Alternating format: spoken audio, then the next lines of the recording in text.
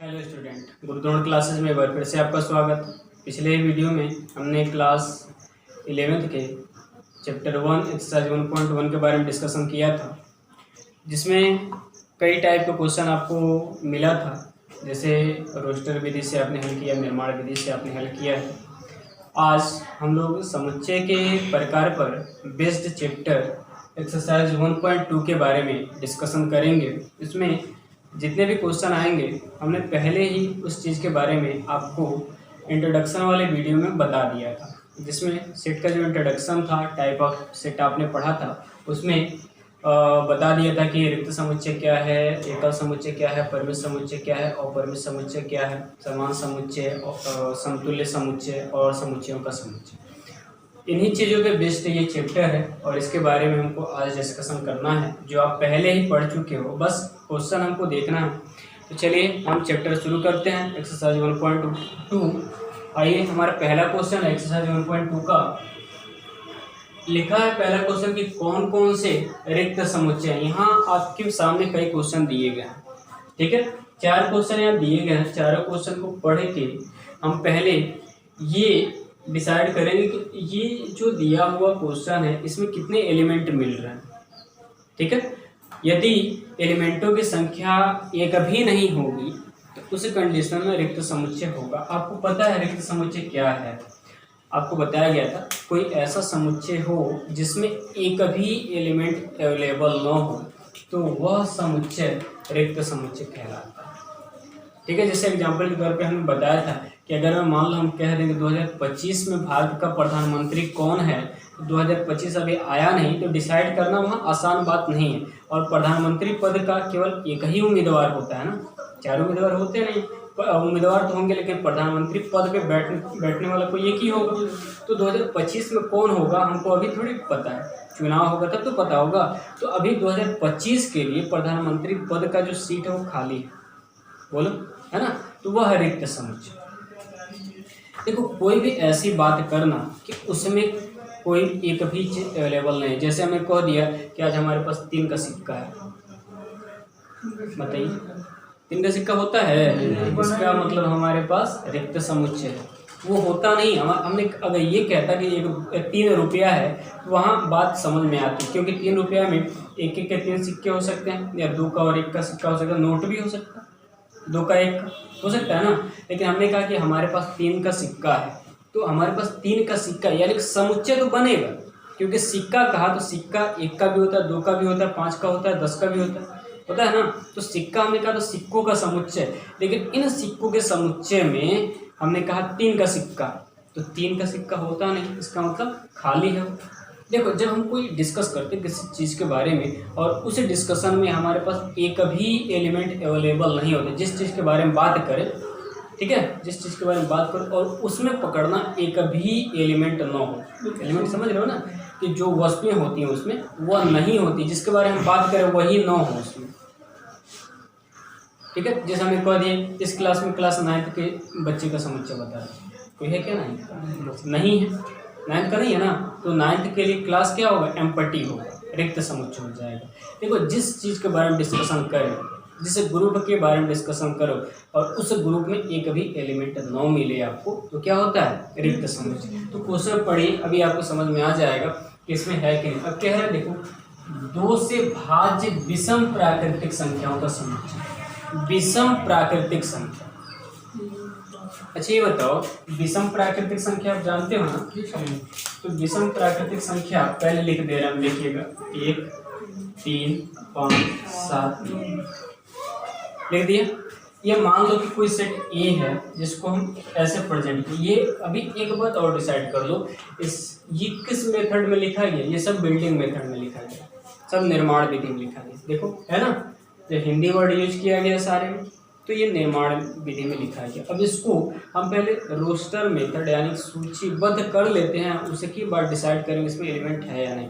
अब बात समझना, क्या है? 2 से भाज्य विषम प्राकृतिक संख्या। तो पहले विषम प्राकृतिक संख्या आपने लिख लिया।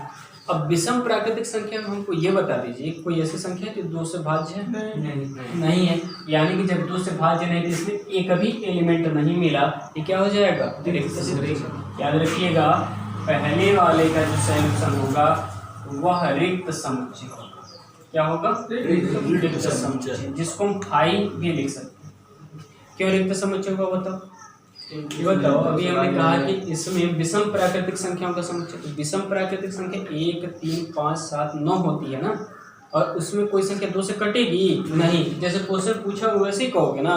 पर विषम प्राकृतिक संख्या में बताइए जो 2 से भाज्य संख्या होती है वह किस टाइप का समुच्चय होगा? तो वह रिक्त होगा, क्योंकि विषम संख्या होती है वो 2 से विभाज्य होती ही नहीं, तो वह रिक्त समुच्चय होगा। दूसरा क्वेश्चन पढ़े, सम अभाज्य संख्या का समुच्चय। ये बताइए, सम संख्या आप लिख लीजिए और उसमें कोई अभाज्य संख्या होती है या नहीं डिसाइड करते हैं। सम अभाज्य संख्या लिख, सम संख्या पहले लिख रहा है, देखो कह रहे हैं कि सम अभाज्य बाद में सोचे ना, पहले सम संख्या लिख लीजिए। 2 4 6 8 10 12 ऐसे डाट करके इंफिनिटी तक आपको लिख लेना है। अब इसमें बताना है कोई अभाज्य संख्या है क्या? है 2। कौन? 2। इसमें तो एक एलिमेंट मिल गया ना, रिक्त तो होगा नहीं। देखो, जब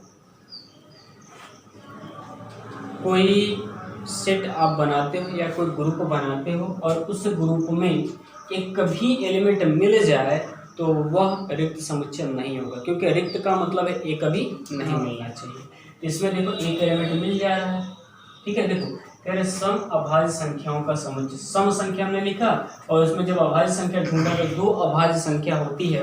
क्यों होती है? क्योंकि 2 या तो अपने आप से कटती नहीं तो 1 से कटती है, ठीक है। तो दूसरा वाला रिक्त समुच्चय नहीं होगा, रिक्त समुच्चय नहीं है। अगर रीजन पूछा गया तो क्या बताएंगे? क्योंकि सम अभाज्य संख्या में 2 एक सम अभाज्य संख्या है। अगर बात करी जाए, यहाँ देखो बात करी जाए ना, तो ये एकल समुच्चय हो जाएगा। क्यों एकल हो जाएगा? क्योंकि इसमें एक एलिमेंट मिल जाएगा, ठीक है। एक एलिमेंट मिल जाए तो एकल हो गया। चलिए तीसरा क्वेश्चन देख, तीसरे वाले कह रहे यक्स सच दैट यक्स एक प्राकृतिक संख्या, ठीक है। प्राकृतिक संख्या, और प्राकृतिक संख्या हम लिख ले रहे हैं पहले 1 2 3 4 5 6 7 8 9। बोलिए, समझ रहे बात ना? पहले देखो क्वेश्चन को केयरफुली समझना, तुमको डाउट फाइनल वैसे ही हो जाएगा। पहले 1 2 3 4 5 6 7 8 9 तक हमने सारी संख्याओं के यहाँ लिख लिए। लिखने के बाद अब इसमें कंडीशन पे आओ। कंडीशन कह रहे यक्स जो है पहले 5 से छोटी है, ध्यान देना। यक्स क्या है? 5 से छोटा, ठीक है। और कोई साथ ही यक्स 7 से बड़ा भी है। कोई ऐसी संख्या बताओ, ध्यान देना यहाँ पे क्या है, क्या है, कोई ऐसी संख्या बताओ जो 5 से छोटी हो और 7 से बड़ी हो। नहीं, कोई एक ही संख्या बताना। 5 से छोटी है, 5 से छोटी और 7 से बड़ी। पहले क्वेश्चन समझो क्या कह रहा है। देखो कि यक्स सच दैट यक्स एक प्राकृतिक संख्या, प्राकृतिक संख्या आपने लिख ली। उसके बाद कह रहे हैं यक्स जो है, यहाँ बात यहाँ समझना, यक्स इज लेस देन 5, मतलब यक्स क्या है? 5 से छोटा है, और साथ ही यक्स का मान 7 से बड़ा भी होना चाहिए। अब बताइए, और कोई ऐसी संख्या हमको बता दो जो 5 से छोटी हो, कोई एक ही संख्या बतानी जो 5 से छोटी हो और 7 से बड़ी हो। बता, कोई नहीं, कोई संख्या नहीं होती है। अरे 5 से छोटा होगा तो 7 से बड़ा कैसे हो पाएगा? और यदि 7 से बड़ा कोई संख्या ले लेते हो तो 5 से छोटा नहीं होगा। इसीलिए ये वाला भी क्या होगा? समझ रहे हैं ना? पहले क्वेश्चन केयरफुली हमने इसलिए कहा पढ़ना। यहाँ देखो कह रहा है यक्स क्या है? 5 से छोटा है, और यहाँ पर यक्स 7 से बड़ा है। कोई एक ही संख्या है ना। देखो यहाँ भी यक्स, यहाँ भी यक्स। अगर ये कहता है यहाँ यक्स और यहाँ वाई तो 2 क्वेश्चन हो जाता, ठीक है। यहाँ देखो कह रहे हैं यक्स 5 से छोटा और यहाँ यक्स 7 से बड़ा, तो 5 से छोटी और 7 से बड़ी कोई संख्या होती है नहीं, ठीक है। अगला क्वेश्चन देखें, कह रहा है यक्स वाई वाई, यहाँ वही क्वेश्चन है। यक्स सच दैट एक्स को, वाई सच दैट वाई को, ए सच दैट ए को, जेड सच दैट जेड भी कह सकते हो आप, कह सकते हो ना। तो देखो वाई सच दैट वाई, किन्हीं भी 2 समांतर रेखाओं का उभयनिष्ठ बिंदु। अच्छा एक चीज बताओ, समांतर रेखा देखे हैं? समांतर रेखा किसे कहते हैं? जो रेखाएं कितना भी आगे बढ़ाओगे, दो रेखाएं कितना भी आगे बढ़ाओगे और वह रेखाएं एक दूसरे को कहीं काटती नहीं है तो वह समांतर होती है और उनके बीच की दूरी हर जगह बराबर है। ये बताओ और समांतर रेखाओं का उभयनिष्ठ बिंदु बताइए। उभयनिष्ठ बिंदु का मतलब जानते क्या होता है? जो रेखा जहाँ कटती है उस बिंदु को उभयनिष्ठ कहते हैं। जैसे देखो ये और ये यहाँ काट रही है ना, उभयनिष्ठ। ये बताओ जब ये काट देगी तो समांतर ही नहीं होगा, और जब समांतर होगा तो उसमें कोई उभयनिष्ठ नहीं होगा। याद रखना, समांतर ये है ना, इसमें कहीं कटेगा ये तो कोई उभयनिष्ठ है नहीं है, यानी कि उभयनिष्ठ कोई बिंदु नहीं, इसलिए ये भी क्या होगा? रिक्त समुच्चय। ये भी क्या है? रिक्त समुच्चय। याद रखिएगा, रिक्त समुच्चय। कारण क्या बताना आपको? अगर रीजन पूछा गया क्यों तो आप कहिएगा क्योंकि उभयनिष्ठ रेखाओं में कोई भी उभयनिष्ठ बिंदु उपस्थित नहीं होता है, क्योंकि उभयनिष्ठ ये जो समांतर रेखाएं हैं वह एक दूसरे को किसी पॉइंट पे इंटरसेक्ट नहीं करती है। किसी पॉइंट पे कितना भी आप इसको फॉरवर्ड करते जाओ या बैकवर्ड करते जाओ, ये एक दूसरे को कहीं भी इंटरसेक्ट नहीं करेगी। यदि इंटरसेक्ट कर देती तो समांतर नहीं होगी। ठीक है, तो ये आपका पहले क्वेश्चन का सोल्यूशन हो गया। ठीक है, इस क्वेश्चन में किसी को कोई दिक्कत है बताओ?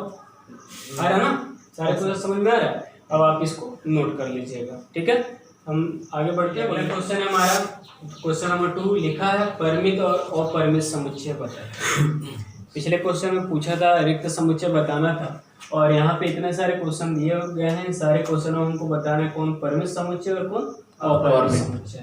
तो पहला क्वेश्चन आप देखें, इसमें आपको वैसे ही देख के ही समझ में आ रहा होगा कि क्या है। कह रहा है वर्ष के महीनों का समुच्चय। आपको पता है कि एक वर्ष में कुल 12 महीने होते हैं, तो 12 तक तो गिनती आपको आती ही होगी। तो जब 12 तक गिनती आप कर लिए तो समझो वो परिमित हो गया। तो क्योंकि वर्ष के सारे महीने आपको पता है, जनवरी, फरवरी, मार्च, अप्रैल, मई, जून, जुलाई, अगस्त, सितंबर, अक्टूबर, नवंबर, दिसंबर। तो ऐसे देखा जाए तो हम अगर सेट भी बनाते हैं तो सेट तो बन ही गया सारे एलिमेंटों के। देखो जनवरी एक एलिमेंट हो गया। महीने के लिए ध्यान देना, जब हम महीना कर तो महीना एक ग्रुप हो गया। 12 महीनों का एक ग्रुप होता है जिसको हम एक साल कहते हैं।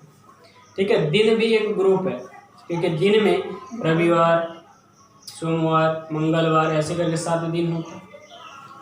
ठीक है, और दिन में भी हर दिन का भी एक ग्रुप होता है। जैसे मंगलवार हो गया तो उसका भी घंटे में ग्रुप होगा, 12 घंटे 24 घंटे का जो होता है उसका भी एक ग्रुप होता है। याद रखना, वर्ष के महीनों का समुच्चय, तो वर्ष के सारे महीने हमने लिख दिए। और लिखने के बाद गिनी, यदि गिन पाते हैं तो परिमित और नहीं गिन पाएंगे तो अपरिमित। तो गिन पाएंगे आदित्य? गिन लेंगे ना? ठीक है, चलो अगला क्वेश्चन क्या लिखा है अगले क्वेश्चन में? 1 2 3 comma dot dot dot dot dot. जब भी डॉट डॉट डॉट लगा तो इसका मतलब है कि उसमें पदों की संख्या काउंटेबल नहीं होगी। ठीक है, जितने भी नंबर्स होंगे वह काउंट नहीं हो पाएंगे। याद रखिएगा, क्वेश्चन नंबर 1 है वह परिमित हुआ। क्वेश्चन नंबर जो 2 है वो क्या होगा? अपरिमित होगा। क्यों अपरिमित होगा बताइए? क्योंकि उसमें पदों की संख्या हम काउंट नहीं कर पा रहे हैं। क्योंकि पदों की संख्या काउंट इसलिए नहीं कर पा रहे हैं क्योंकि यहाँ कामा के बाद फिर डाटा डाटा और लास्ट डिजिट या लास्ट नंबर भी हमको नहीं पता है। लास्ट नंबर पता होता तो हम काउंट कर लेते। इसमें डाटा डाट लगने का मतलब ये इन्फिनिटी तक भी जा सकता है। ठीक है, इन्फिनिटी तक जाएगा तो इन्फिनिटी तक हम काउंट नहीं कर पाएंगे। ठीक है, तो ये अपरिमित हो गया। क्वेश्चन नंबर 3 देखें तो क्वेश्चन नंबर 3 में क्या कह रहा है? 1 2 3 कामा डाटा डाट 99 और 100, यानी कि बताइए परिमित होगा अपरिमित? ये काउंटेबल है। कह रहे 1 से लेके आपको 100 तक गिनती लिखनी है। बीच में डाट डाट डाट लगने का मतलब ये है कि हम सारे अंकों को 9 लिख के इसके पहले के ही अंक ये होंगे। जैसे 99, इसके पहले 98, और इधर से 3 के बाद 4 5 6 7 ऐसे 99 100। ठीक है, गिनती कर पाओगे ना 100 तक, तो वह तो परिमित हो जाएगा। यानी कि क्वेश्चन नंबर 3 क्या होगा? परिमित होगा। ठीक है, क्वेश्चन नंबर 4 देखें। कह रहे 100 से बड़े धन पूर्णांकों का समुच्चय। 100 से बड़ी कितनी संख्या होती है?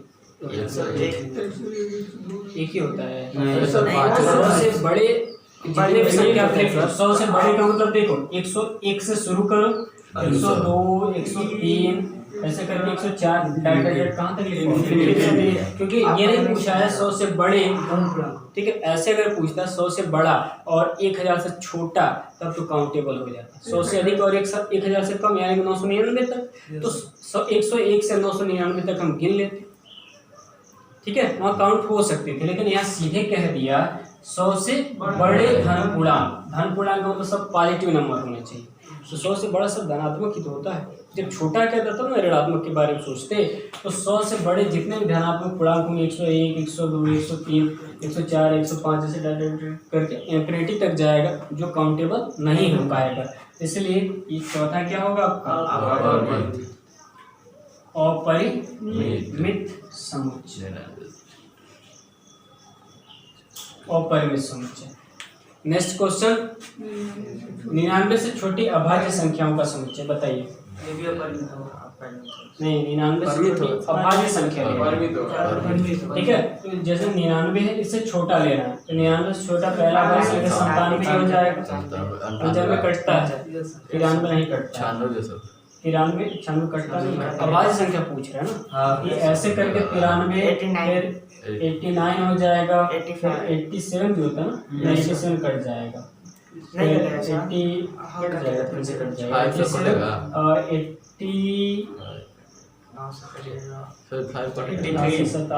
86 कट जाएगा,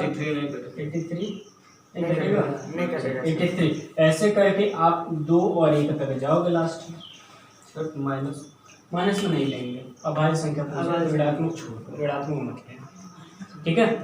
ऐसे अगर ऋणात्मक लोग हैं तो फिर छोटी माइनस में जितनी सारी संख्याएं वैसे अपरिमित हो जाएगा। तो वैसे भी देखो यहाँ इसको कहना चाहिए 99 से छोटी अभाज्य संख्या के जगह यहाँ लिखना चाहिए धन अभाज्य संख्या, ठीक है। अभाज्य संख्या क्या है तो सही बता, यदि अभाज्य कह दिया तो अभाज्य हम वैसे पॉजिटिव नंबर को ही अभाज्य लेते हैं, जितने भी पॉजिटिव नंबर है उसी को हम अभाज्य लेते हैं, ठीक है। तो यहाँ से आप 99, 97, 93 ऐसे लास्ट वाला 2 भी अभाज्य होता है, 1 भी अभाज्य होता है। ऐसे करके आप अभाज्य संख्या लिखेंगे तो अभाज्य संख्या भी काउंटेबल हो जाएगी। इसलिए ये भी क्या होगा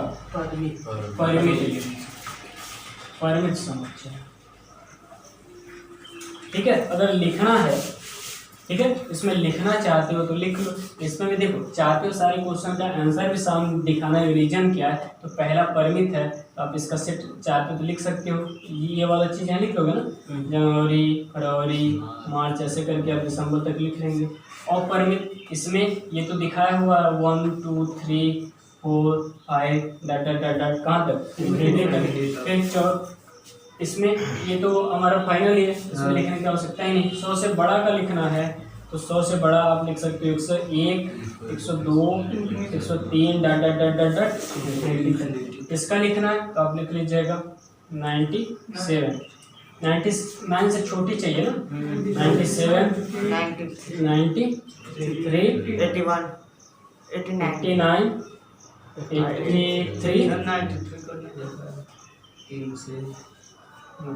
ये कट जाएगा, 93 कट जाएगा, 96, 95 भी कट जाएगा, 94, 93, 91 भी कट गया, 91, ये 83, फिर 81 भी कट जाएगा, 79 नहीं कटता है, 27 कट जाएगा, 75 भी कट जाएगा, 73 नहीं कटता है। ऐसे करके आपका लास्ट में 2 आएगा और लास्ट में 1 आएगा।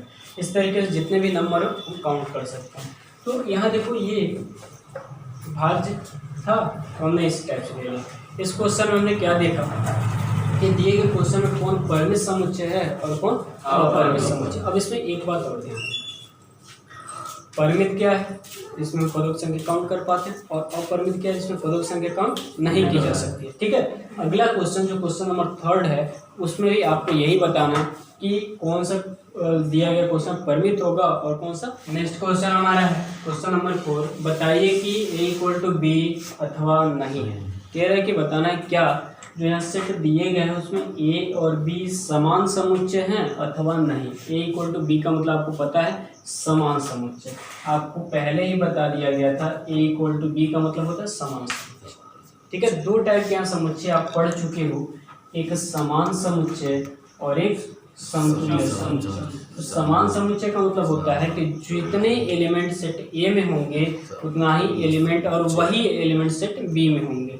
समतुल्य में होता है कि जितने एलिमेंट सेट ए में होंगे उतना ही एलिमेंट सेट बी में हो। ये कोई आवश्यक नहीं है कि जो एलिमेंट सेट ए में है वही बी में हो। ठीक है, एलिमेंट डिफरेंट हो सकते हैं लेकिन नंबर ऑफ जो एलिमेंट होता है वो इक्वल होना चाहिए। ठीक है, आपको इसमें एग्जांपल के तौर पे हमने बताया भी था कि मान लो 1 2 3 है और तो इसमें b इक्वल टू हम 1 2 3 ही ले पाएंगे, चाहे इसका आर्डर आप चेंज कर सकते हो, 3 2 1 या 3 1 2 भी लिख सकते हो, कोई उसमें डिफरेंट नहीं। और समतुल्य में आपको बताया गया था कि समतुल्य का मतलब होता है कि सेट ए में यदि 1 2 3 हम लेते हैं तो कोई आवश्यक नहीं है कि बी में भी 1 2 3 आप ए बी सी ले सकते हैं, नंबर ऑफ एलिमेंट इसमें इक्वल होता है। आपको इसमें बताया गया था number of A equal to number of B होता है, बताए थे। और इसमें बताए थे कि ए इक्वल टू बी होता है। ए इक्वल टू बी का मतलब है कि सेट ए और सेट बी दोनों इक्वल है। ठीक है, इक्वल सेट है, समान समुच्चय, और इसमें समतुल्य। ठीक है, ये समतुल्य है। इसमें देखो जब नंबर से मतलब है हमको इसमें, और इसमें एलिमेंट से मतलब होता है, याद रखना। इसमें जितने एलिमेंट जो ए में होगा वही बी में होना चाहिए। ठीक, ये समान होगा और इसमें कोई आवश्यक नहीं कि जो ए में हो वही बी में हो, ये बात याद रखना। तो हम इसमें नंबर ऑफ एलिमेंट और इसमें नंबर ऑफ एलिमेंट देखते हैं, इसमें जितने एलिमेंट उतना ही एलिमेंट इसमें समतुल्य होगा। अब एक बात याद रखना, जितने भी समान समुच्चय होते हैं सब समतुल्य समुच्चय हो सकते हैं। याद रखिएगा, सभी समान समुच्चय, याद रखना, समान समुच्चय समतुल्य समुच्चय हो सकता है। क्या हो सकता है? समतुल्य समुच्चय हो सकता है, ये बात याद रखना। लेकिन समतुल्य समुच्चय समान समुच्चय नहीं भी हो सकता और हो भी सकता है। देखो याद रखना कि जितने भी समान समुच्चय होते हैं उसको आप समतुल्य समुच्चय भी कह सकते हो, लेकिन कोई आवश्यक नहीं है कि समतुल्य समुच्चय भी समान समुच्चय हो। ठीक है, इस बात को आप नोट कर लीजिएगा कहीं। ठीक है, इस बात को केयरफुली देखिएगा और उसको नोट करते रहिएगा। हमने पहले ही कहा है कि आप नोट बना लीजिए, क्योंकि ये बेसिक जो नोट है वो बहुत इंपॉर्टेंट है। सेट वाला चैप्टर यदि आप मन से पढ़ लेते हो तो आगे के चैप्टर आपको पढ़ने में इतना ईजी लगेगा कि हाँ हम इंटर में कुछ चीज़ें पढ़ रहे हैं, और बहुत अच्छी चीज़ें आपको पढ़ने को मिलने वाली है। तो चलिए थोड़ा सा ध्यान दें, पहले क्वेश्चन की तरफ आ। क्वेश्चन नंबर है ये A, set A equal to दिया है ए बी सी डी।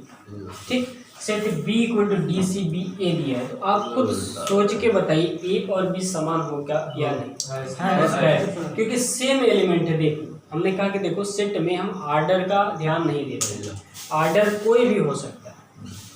ठीक है, देखो एलिमेंट सेम है, ए है तो ए इसमें भी है, बी है बी इसमें भी है, सी है तो सी इसमें भी, डी इसमें भी, डी है ना।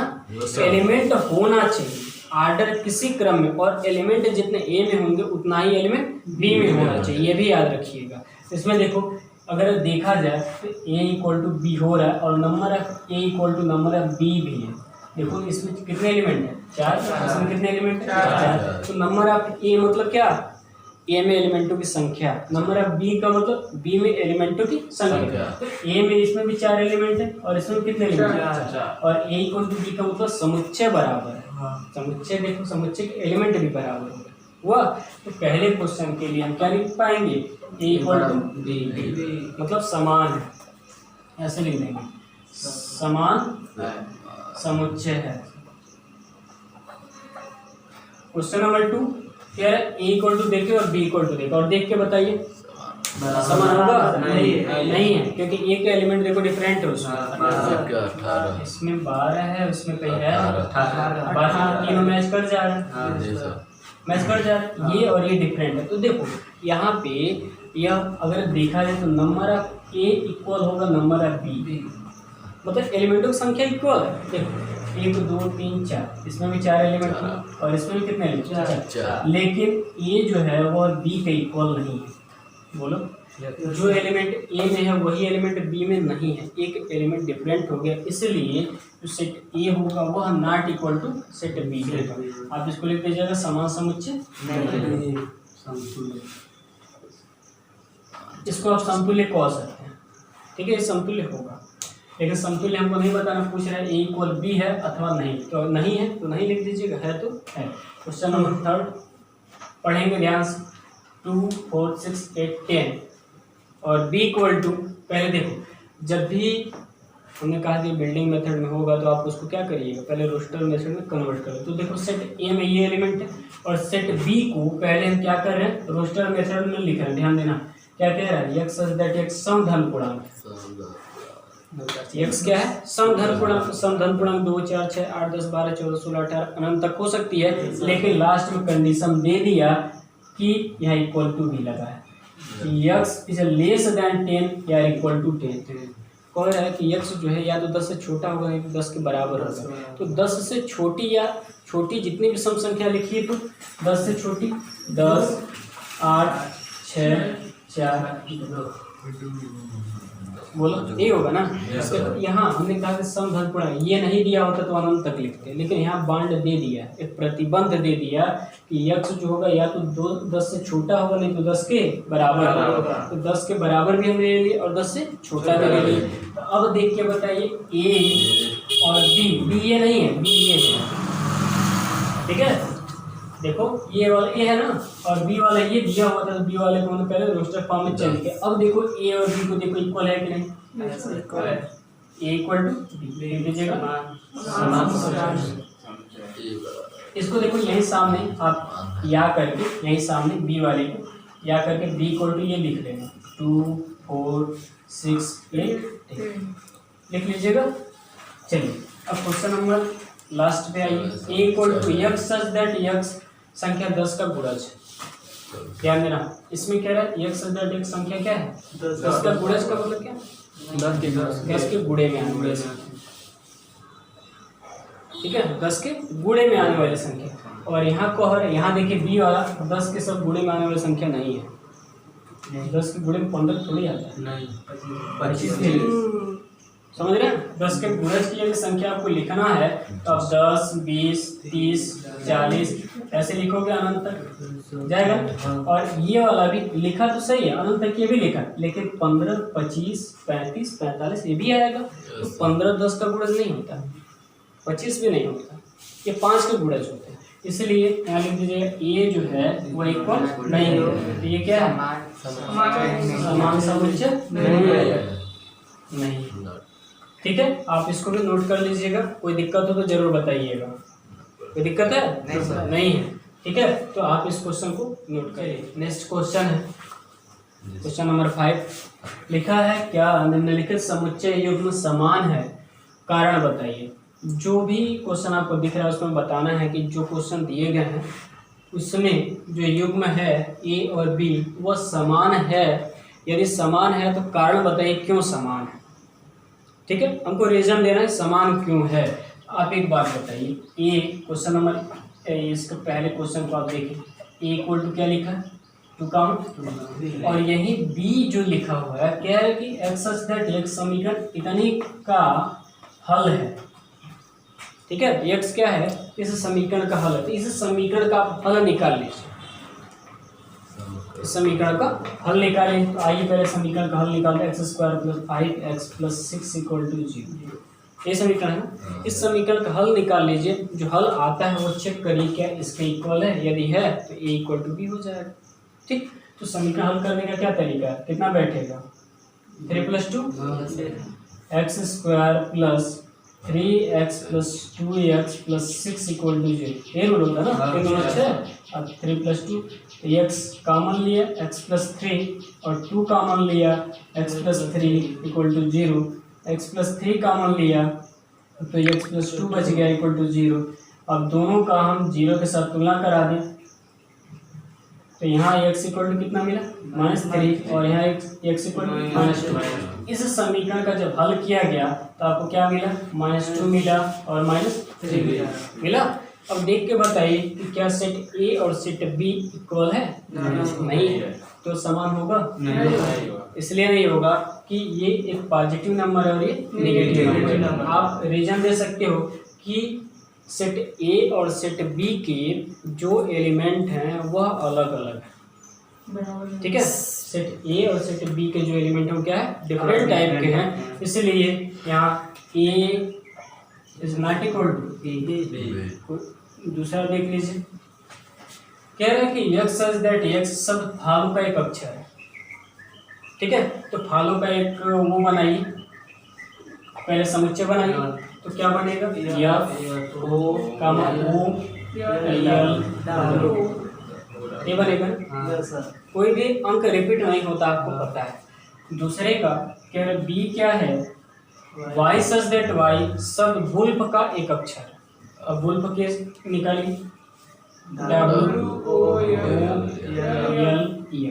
अब देख के बताइए समान होगा या नहीं, समान होगा। क्यों समान हो रहा है, क्योंकि सारे एलिमेंट इसके इक्वल है। आपको बताया गया कि आर्डर का हम ध्यान नहीं देते, क्रम का ध्यान नहीं। देखो एफ है, इसमें यहाँ भी है, ओ है, ओ भी है, एल है, डब्ल्यू है, तो दोनों एलिमेंट यहाँ सेम होगा। सेट ए, देखो सेट ए का जब हमने रोस्टर मेथड में चेंज किया, सेट बी को जब हमने रोस्टर मेथड में चेंज किया, तो दोनों के जो एलिमेंट है वो सेम वही मिल रहे हैं जो ए में और बी में है। इसलिए आप यहाँ क्या लिख पाओगे, ए इक्वल टू बी, ये क्या कहलाएगा, समान। और यहाँ लिख दीजिएगा समान नहीं, समान नहीं है, ठीक है। समझ रहे बात ना। देखिए इस क्वेश्चन में ये 5वें में सिर्फ 2 ही क्वेश्चन था, दोनों हमने बताया। अगला जो क्वेश्चन है क्वेश्चन नंबर 6, उसमें ये है कि कुछ क्वेश्चन दिया हुआ है और उन क्वेश्चनों में आपको सिर्फ देख के बताना है कौन समान है और कौन समान नहीं है। उसमें से समान समुच्चयों को आपको चुन लेना है, वह आपके लिए होमवर्क हो जाएगा, जिसको आप घर से करके लाइएगा। तो क्वेश्चन वो छठा क्वेश्चन हम यहाँ लिख दे रहे हैं ब्लैक बोर्ड पे, आपके लिए होमवर्क रहेगा, घर से करके लाइएगा। क्वेश्चन नंबर 6 होमवर्क, आप इसको थोड़ा सा एक बार समझ लें। लिखा है नीचे दिए गए समुच्चयों में से प्रत्येक समान समुच्चय का चयन करना है आपको, मतलब ये बात देख लेना है कि कौन कौन सेट समान है, उनको आप एक साथ लिखोगे। एग्जाम्पल की तरफ देखें, अगर मैं सेट ए और सेट बी समान है तो आप लिखेंगे ए इक्वल टू बी, ठीक है। और यदि सेट ए के समान सेट बी मिल रहा है, बी को आप लिख दीजिएगा, सी के लिख दीजिएगा, मतलब जो आपको सेट समान लग रहा है उसके इक्वल उतना ही लिख देना। जैसे मान लो ये वाला आप देख रहे हो, ये वाला किसी के समान नहीं है, ये बी और डी समान है, आप देख पा रहे हो, जिसमें 1 2 3 4 है, 3 1 4 2 है, वही चीज़ है। तो आप लिख दीजिएगा B equal to set D, ये समान है।